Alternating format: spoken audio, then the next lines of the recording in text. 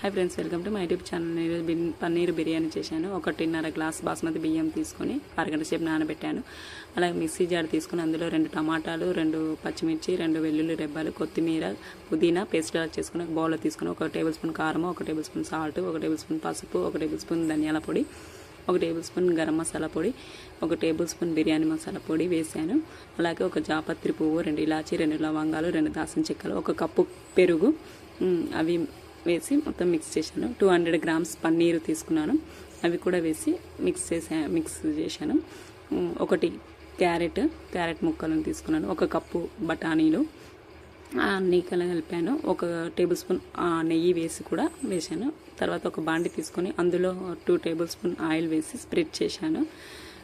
Spread చేసినాక ఆ మిశ్రమాన్ని అందులో వేసి కొంచెం ఒక పావు గంట సేపు అలా పెట్టాలి.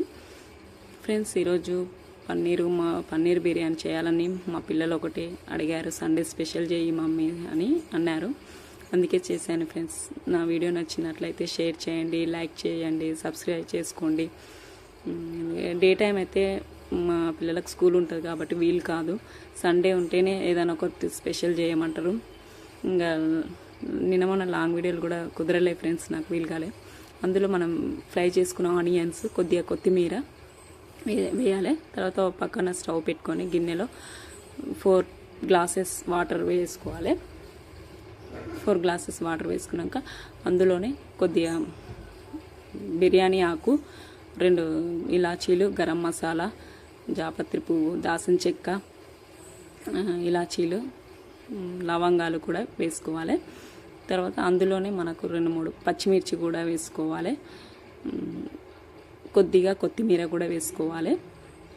తర్వాతకు రుచికి సరిపడినంత సాల్ట్ తీసుకోవాలి. నేను 2 టేబుల్ స్పూన్ సాల్ట్ తీసుకున్నాను. అందులోనే వాటర్ మసిలేటప్పుడే వేయాలి.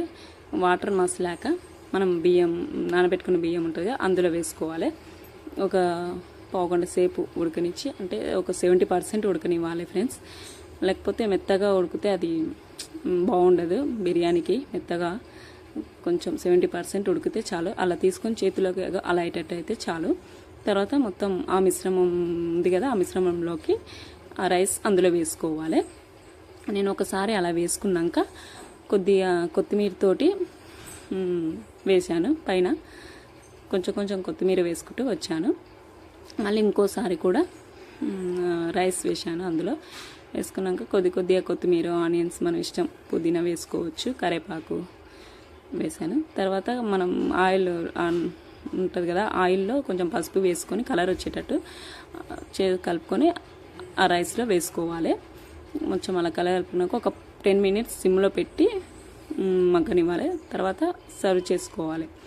చేసుకున్నాక ప్లేట్లో ఒక ఆనియన్, నిమ్మకాయ పెట్టుకొని తినేయాలి.